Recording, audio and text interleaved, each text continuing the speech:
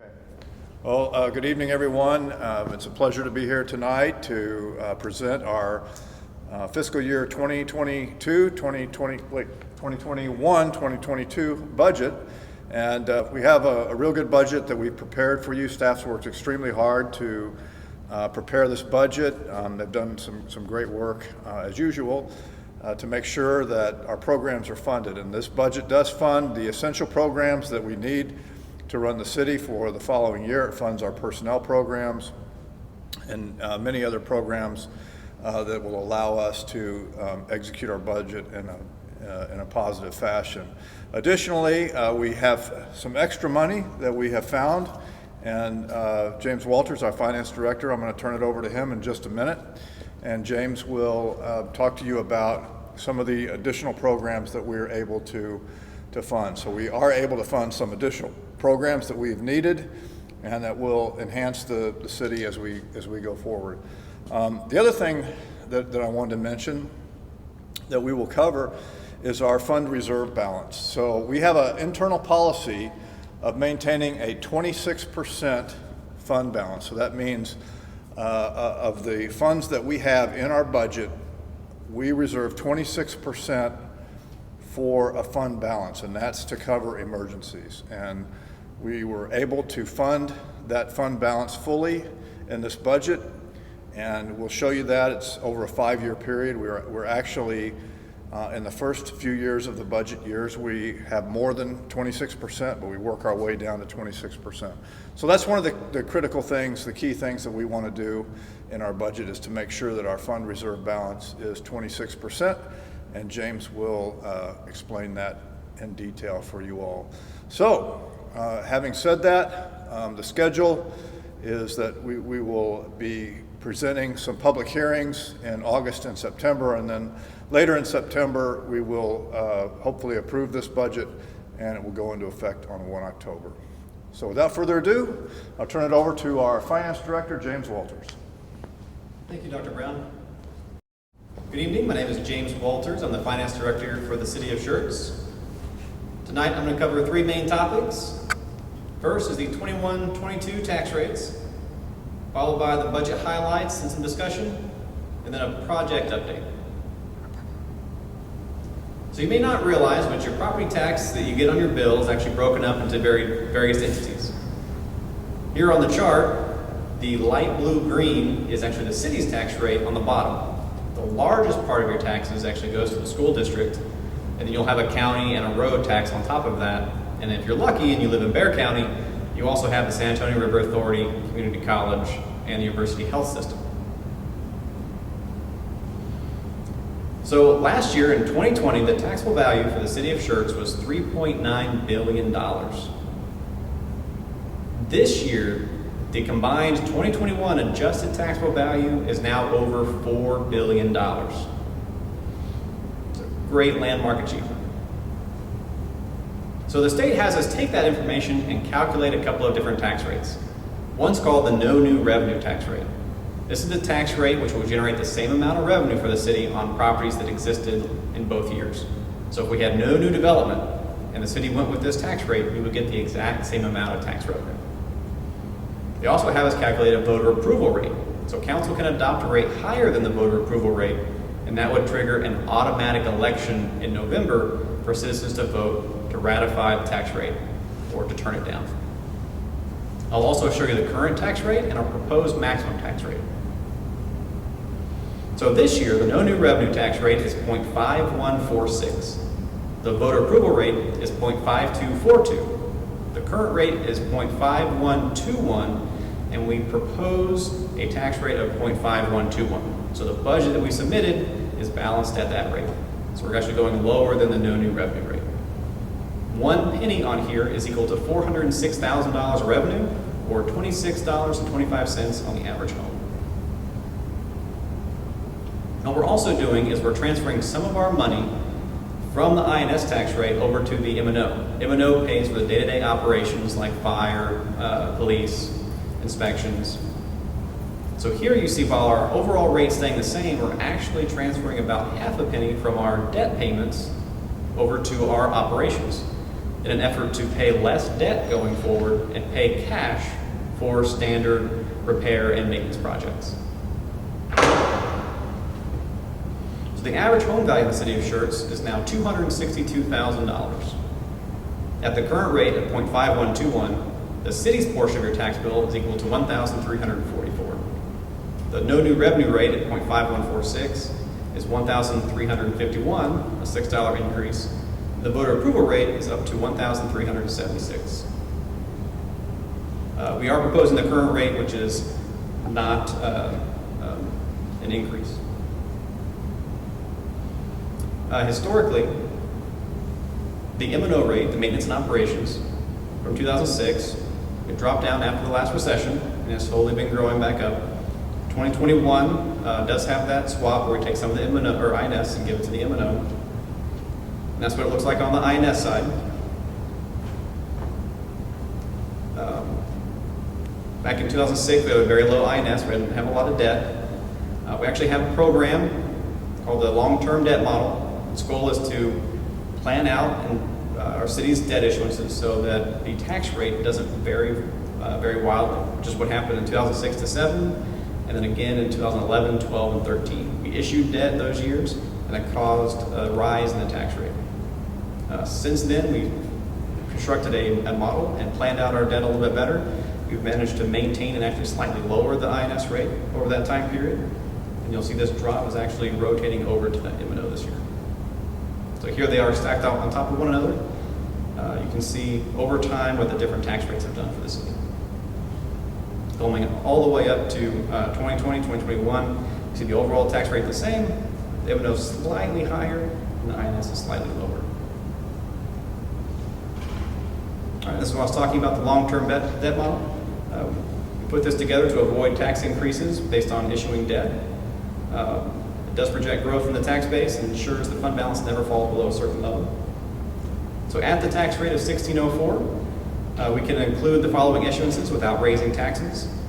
Next year, we can fund our city's portion of the FM 1518 road reconstruction project at $9.4 million. We have fire station number 4, which is going to the voters. If that passes, we can issue that $15.5 million. And we also have some FM 3009 extension for $3.6 million. In 24-25, we can issue another $8 million for infrastructure. That's sidewalks, streets, parks, facilities. 25-26 and 26-27, we can issue another combined $35 million for new public safety buildings. And then in 28-29, do another $15 million in infrastructure. So we do have a plan right now that includes lowering the tax rate again in 25 and 26 and 29 up to 2 cents and transferring that over to the general fund. Again, that's taking our money that was going to pay debt and putting it in the general fund. So instead of issuing debt for road repair and maintenance, we can then pay cash and overall save money in the future. Here's a graph of the annual debt payments based on that plan. You'll see we start low in the dark blue, that's our current debt plan. As we go up, some years will spike, other years will be a little bit down, but overall it's a nice even trend. We can maintain our current tax rate and actually lower it during that time period. All right, so for the 2021-2022 budget highlights, we have some expanded programs. We're proposing to replace our financial software, increase the minimum wage to $15 an hour, hire some new personnel, expand the contracted cleaning for buildings and facilities. We have some new fleet programs. We are replacing the animal care HVAC system. And we have some additional SPAM funding, which is our street preservation and maintenance program. So for the financial software, we're estimating about $500,000. The current software is from 2000, so it's about 22 years old. It's on a very different platform. It's hard to pull data out of it. It's hard to actually have other systems connect to it, just how old it is. So we're planning to replace that and open up some more efficiencies for the city and staff. We're planning to increase the minimum wage to $15 an hour. It'll be about $118,000. This was a council priority from a pre-budget retreat, and will include all employees, full and part-time, and help to address turnover and vacancy issues we have with some of our lower paid positions. So with the new personnel we're proposing, we have proposed 3 new positions in the general fund: a patrol officer, an evidence technician, and a plumber. They'll be the first plumber the city of Schertz has, and lower the cost of contracting out for bringing someone in all the time. In the enterprise funds, our EMS fund will hire 2 paramedics, and we recently was awarded the Randolph contract, which comes with 6 paramedics, all paid for by JBSA. On the water and sewer side, we're hiring a SCADA technician. This is a computer technician that will monitor our system and tell us when there's problems in our water and sewer system. For the contracted building and facilities cleaning, we're going to add our public safety buildings to the existing contract. That's $47,000. And we're adding the park restrooms to that cleaning contract as well. So we'll have an outside service perform the janitorial duties for almost all buildings in the city of Schertz, as well as our park restrooms. And that will free up facility staff and park staff to work on preventative maintenance inside buildings and in the parks, instead of spending our time cleaning. Under the fleet programs, we have a heavy-duty tire machine. So this is the machine that actually changes the tires on fire trucks. Some other big equipment. So currently, we have to contract that out. We believe having a machine in-house will save us money, and this will actually pay for itself over a 2-year period. We also have a GPS tagging for vehicles, sort of a pilot program, about $10,000. This will provide alerts for city-owned equipment for mechanical issues, reduce downtime of equipment, and monitor fuel usage. We actually did have it on 4 ambulances this past year and realized significant fuel savings already. So we're going to expand that to all of the light-duty fleet in the city of Schertz and see if we can realize some more savings. We also have an animal care HVAC, the AC system. We need to replace that. It's about $700,000. It was not constructed the way we would have liked, and it prevents use from the facility. So replacing it will allow us to fully maximize that building. Also mentioned the road program. We have $200,000 now for annual maintenance. We are proposing $400,000 to fund rehabilitation and reconstruction. However, not starting this year, but in 2022-23, the year after. When that occurs, we'll have $600,000 reoccurring in our cash to help fund the road program. We do have an internal target of about $2 million. We think that's the magic number we need every year to put towards road maintenance. And so earlier when I talked about transferring not paying debt as much and paying cash, that's the program that will help build that fund. We are waiting 1 year to start because we have to do the construction over at the Animal Services Facility, HVAC. But once that's completed, those funds will go towards the roads and help expand that program. So the general fund budget, as proposed, is $39.3 million. It's an increase of just over $1 million from the current budget, or 2.7%. Non-personnel increased or decreased by 2.3%. We had some fall off of business incentive payments. We completed public safety restroom remodel, and we had funding of the comprehensive land use plan update in the current year. That's not happening again next year. The personnel budgets increased about 5.4%. We're acting on year 3 of the classification and compensation study. We have a minimum wage update that I mentioned earlier. We also have an annual merit program, as well as anticipated insurance increases, 0.25 ECI, which is sort of an annual wage increase, and we're adding the 3 positions I mentioned earlier. So here's what the budget looks like over time. It's been a fairly steady trend going up. From that, the personnel follows that line most closely. The majority of our budget is in the personnel in the general fund. Here in 2020, you can see the gap between the budget, which is in the seafoam green, and the actual, which is in the orange.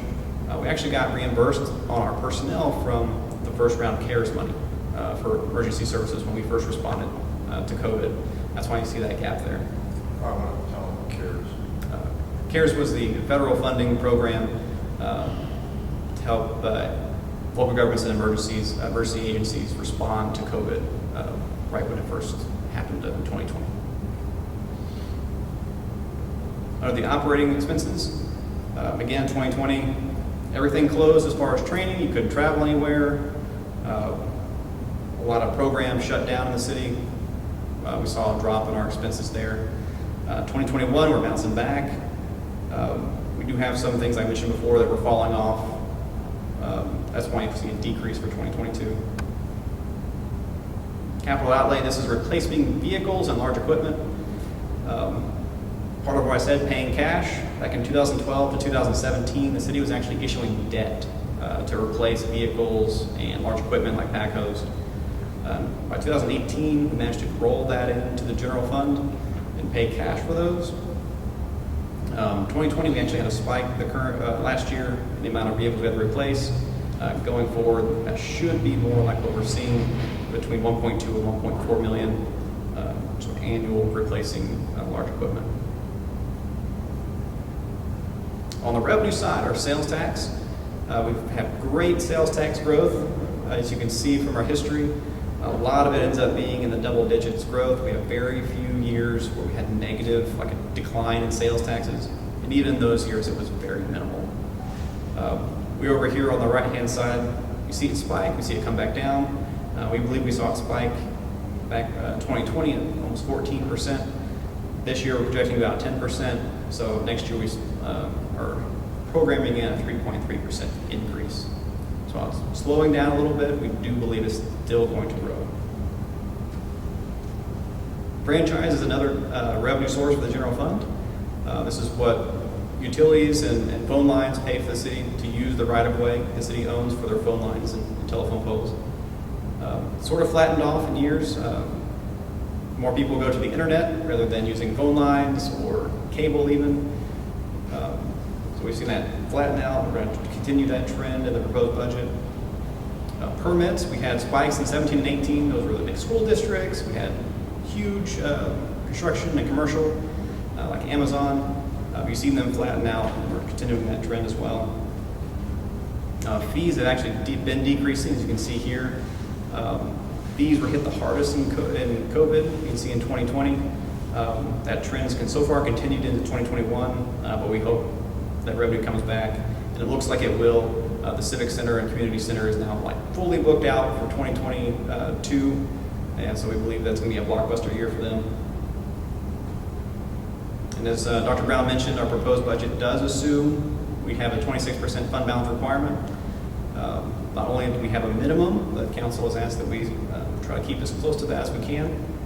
So the choices made in this budget will help reduce us to 26% over the next 5 years.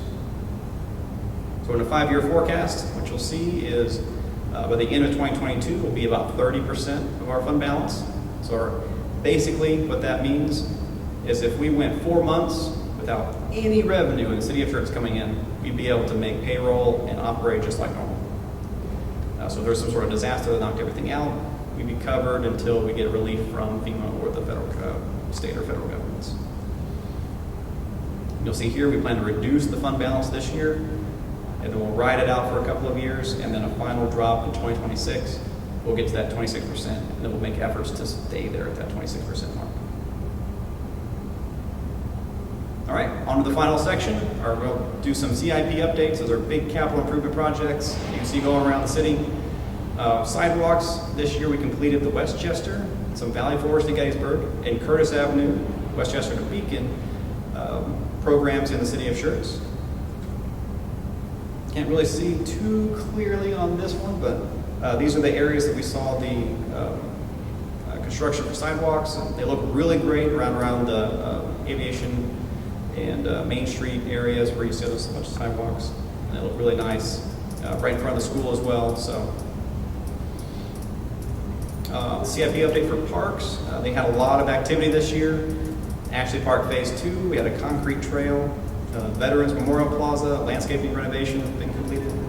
The Schertz pedestrian routes and bike lanes project is currently under construction. You'll see that on Live Oak Road. That's where a lot of that is, as well as on Wiederstein. The Great Northern Trail design is being done right now as well. Crescent Bend Nature Park had some entrance improvements. Phase 3 of Ashley Park, the Playscape and Pavilion. And then Fullmeyer parking lot improvements. They're in the survey and design phase. No dirt's been moved yet, but we're about to get there. For the street side, some of these you won't see, some of them you'll be very familiar with. We are currently doing design for Tri-County Parkway. as well as Elbell Road. The tech stop, which we've contributed to, is about to do 1103, and then 1518 should be let for construction by the end of 2022. We also have some geotech services out right now for Boning, Door, Lookout, Lower Seguin, Oak Wiederstein, and Schertz Parkway to get some survey information back. We do have some 2020 span resurfacing in fog seal that's going on right now as well. And then we're about to kick off the Schertz Parkway pavement grinding. You know, it's a little rough on certain patches of Schertz Parkway in the new concrete area. Getting ready to grind that back down. Water and sewer also has a very busy year. They're working on the Woman Hollering wastewater line, the 1103 sewer extension, the Crest Oak sewer line, Homestead sewer line improvements, East Live Oak Station pump additions were done this year. We have a couple of loop lines, which will help provide consistent service out in the southern area of Schertz. So right now, there's only one line servicing all of those houses and homes and businesses. If that line breaks, they lose water. So having these two loop lines in, if that line breaks, they'll basically go around the break and still be able to service the community. We also have the Corbett groundwater storage tank. So the new Corbett tank has been completed last year. They're going to have a new ground storage tank right next to it that's being designed. The FM 1518 utility relocation. So before they do the road, we'll have to get the utility lines moved. That's about to kick off. The Aviation Heights water line replacement just went to council on Tuesday. That's about to kick off as well. The North Cliff Country Club Estates design and bids underway. The 16-inch transmission main is underway as well. And the Riata lift station relocation is being taken care of. I know it went very quickly, but if anyone has any questions, feel free to email or call the City of Schertz, and we'll be happy to get back with you. Thank you all for staying with us and listening to our presentation. We hope you have a great day, and please feel free to come out to any of our council sessions or public hearings. The 24th of August, we will have a public hearing on the budget and the tax rate. September 7th, we'll have another public hearing on the tax rate, as well as council will have their first vote. And on September 14th, council is currently scheduled to have their second vote and adoption. Feel free to come out to any of those meetings and let council know your thoughts and opinions on proposed budget and tax rate. So, welcome. I'm glad that you came. Do you have any questions? Not at this point. I'll think of them when I leave. Yeah.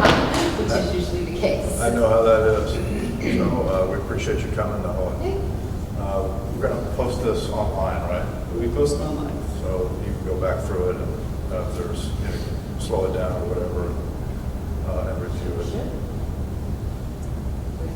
All right. That's it. That's all right. Thank you all. Thank you very much.